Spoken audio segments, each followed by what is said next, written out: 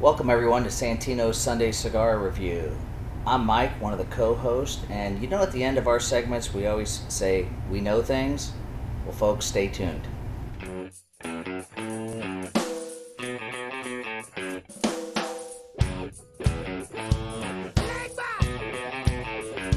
Get it.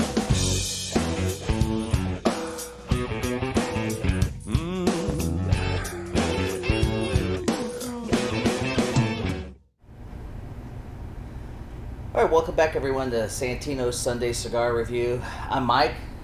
This is Mike as well. Oh. Why don't you, Mike, tell us why you're here today? Well, I am here replacing Maddie, who you have gotten to know over recent weeks, and the reason is because of the FDA. The FDA has taken a stand on the bill that President Trump signed into law on the 20th and has tried to make it instantly illegal for anyone under the age of 21 to purchase tobacco products. That's across the country. Right, across the country, really probably across the world, any federal installation. So basically, Maddie can no longer purchase cigars here as it stands, so Mike decided it would be best to ask her not to be on the show anymore just because of legal reasons. Yeah, and everything is just so up in the air, folks. We're not hearing any more information. We thought that once it was signed into law, you within a couple of days we would get more details, and everything has just went. Everything just shut down. There's no dissemination of information. We don't know anything. We're going to actually try to get some more information tomorrow. We're going to make some calls, but it's very difficult when you disenfranchise a group of people who, up until a couple of weeks ago, could legally partake in smoking cigar tobacco, and now they can't. Usually, when a law is put into place like that, they take the class of people that it affected and they grandfather them in because they've been legally able to partake in it. So we're not hearing any exceptions or anything, and that's what's really confusing. Well, another confusing part is there are locations within the same county as we're located that are ignoring the law because, other than the FDA putting it on their website, there is no legal ramifications or any statutes out there sent to people who own the licenses saying you can't do this, you can do this, or what have you. So there's a lot of confusion. Yeah. So Mike is just playing it safe. He has a lot of licenses and a lot of money on the line to where currently we are no longer selling tobacco products to anyone under the age of 21. And we were probably one of the first to stop, because I remember when we heard about it that Thursday night, we made a decision right then and there to stop, but we're being told just in our local community, no one else has stopped. So we don't want to break the law, but it's very vague in what we can or can't do. And so hopefully we'll get some clarification, or hopefully something will come out in print media or the news or something here soon. Right. Because it really affects. Missouri was one of those states that's really affected. Some states it was already 21 and it really didn't do anything. Right. But for Missouri and There's certain a lot counties, of counties that were still this 18. county was 18, and so it really affected us. Right. So, and we'll keep you up to date on that as it comes about and what's going on. So obviously, you'll want to continue watching us. Today's going to be a little bit different of an episode. We're going to just be talking about, like the FDA event and some other things going on. The impact of it all, possibly. And also, this is something we're going to do every few weeks. So if there's anything you'd like to talk about, ask us a question, ask us to get in more in depth into, you can always just leave a message on the YouTube channel. You can contact us via Facebook, or you can just call us up. We'll be happy to take a message and address it on the show. And even, hey, if you're a longtime viewer and can prove it, we may even have you on one day. All right. And stay tuned, folks, because we might get a little animated here in the next episode. This just kind of worked us up a little bit, but it ought to be engaging, informative, and hopefully fun. Stay tuned. All right. Welcome back. Now, I know a lot of you, based off what we were just talking about, might be thinking to yourself, I'm 35 years old. Why the hell do I care if a kid can't buy a cigar anymore? Well, that's how it starts.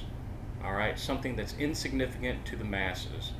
Will it chip away at it a little bit here and there? Next thing you know, what are they taking away from you? What do you not know about because it's not on the 5 o'clock news, or it's not scrolling across Amazon or Google or anything like that?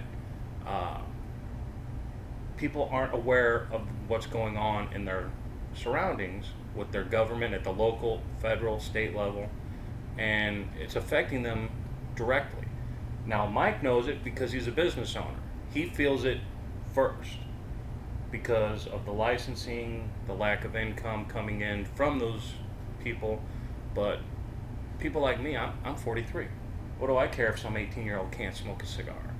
But what's next? My guns? And that's what it is. And that's, folks, we don't want to get off on a tangent because we still want to talk about cigars and the industry.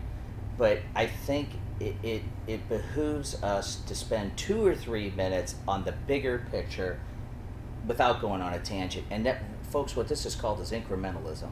What is incrementalism? Incrementalism is as simple as, look, if the government took all your freedoms away tomorrow, there would be protest, riot, and anarchy. The government takes your freedoms away incrementally, a little at a time, where you don't notice. And then you wake up one day and you realize, wait a second, I don't have nearly the amount of rights I once had. Now, understanding that framework and that formula, let's expose the formula, right? We'll just call it A plus B equals C squared, right? So we know what A is now, right? The law. How's it all impact us? Well, once again, kind of like you said, I also think this is we always, the news always wants to talk about big pharma, big government, big everything. When tobacco companies started taking their loss in the 90s, and it became, cigarettes are bad and everything, all the cancer and all the problems, what happened? Big R.J. Reynolds, Philip Morris, everybody started losing shares and profit. So they had to regroup. And what did they do? Now, think about it, folks. Think about the absurdity is probably the best word to describe what's going on in this country. We've made marijuana legal, which has been illegal forever. And what we've made legal is tobacco. That is absurd. However you parse it, cut it, whatever you want it, however you want to put it, there's absurdity in that. That you take an illegal product, make it legal. You take a legal product and make it illegal is crazy. But it's always, you follow the money trail, folks. Anything in life, you follow where the money goes. And, we could, look, this delves back to your, like Mike said, your local, your state, and your federal appointed, and not just appointed positions, but elected positions. Why do congressmen and senators stay in power for 30 or 40 years, right? To amass their own personal wealth and their own gain. They do not look for the best interest of the country or its citizens or the states they represent. In the old days, you could ask any congressman or senator, this is a fact, folks, search it yourself. You would spend 80% of your time in elected office, no matter if it was state, local, state, or federal government, with your constituents, and you'd spend 20% of that time being working on being reelected. Now they spend, and this is a fact, they spend 90% of their time in a room full of banks of telephones, and they try to get campaign contributions to stay in office, and they spend less than 10% of their times with their constituents or what's going on in the communities they represent. It's just the simple fact of how big, ineffective government works, and they don't care about your interest, and actually they talk down to us and make us believe that we're not intelligent enough to make decisions that are in our own best interest. They think it is their job to tell us how to live. And folks, that's not the America that we're used to. Another thing, a little bit different angle of it, you may be asking yourself, well, why aren't the tobacco companies fighting this? Where are the lobbyists for the tobacco industry? Well, here's the thing. They make the rules. The tobacco industry doesn't care because what they're trying to do is get all of this vaping off the news. All right? That's bad. That's killing kids. That's this and that. So what do? Hey, you shut up about this vaping. Let this stuff go under the rug, and we'll let you raise the age to 21, and we won't fight it. We won't cost you any money. We won't cost you any votes. We won't get our people up in arms over it. How about that? Win-win. How do we do it? Let's slide it in under the spending bill that no one pays attention to, have it signed, and then have the FDA not come out and have a big press conference boasting their victory over big bad tobacco. No. They quietly post it on a website that no one looks at, and then even during the holiday break, when everybody's busy for the holidays. Even the industries that keep us informed and that do our lobbying for us didn't know it happened. All right, and now it has come out, the FDA, according to Half Wheel, which anybody who smokes cigars knows that Half Wheel is a very good publication online. The FDA has come out and even said that they are holding premium cigars to the lowest on the ladder. We'll get to that after we've solved every other problem. So they're admitting that cigars aren't an issue. We're not making it a priority because, well, we just lumped it in to make it easier because we're stupid and ineffective as a government agency, and so we'll just leave them alone. But technically you're breaking the law, but we're just not going to enforce it. What are we supposed to do? Just sit on our hands, stick our thumb up our ass? You know, folks, it's up to us. The buck stops with us, the general public. Because I've mentioned, the government doesn't do what's in our best interest. It only does in what's their best interest and keep themselves in power. And so, you know, it's imperative that we protect our own freedoms because nobody is protecting it for us. Make sure you're registered to vote. Make sure your friends are registered to vote. 2020 is a big year. There are tons of local, school board elections, state elections. Those affect you directly. You ever see a bond issue on your election form? That's your money. Hey, the city or the state or the county is going to lend out your money and guarantee a higher interest rate with tax implications that make it a lot better of an investment. So you better look at what they're giving that for. Is it for street repair? If so, why are there so many damn potholes in my street? You know, start holding people accountable. We always joke as the electorate and the general public that our elected officials don't know what they're doing. Really, we are the boobs. Don't blame the boobs that get elected for office. We're the boobs by not understanding what's going on in our own community.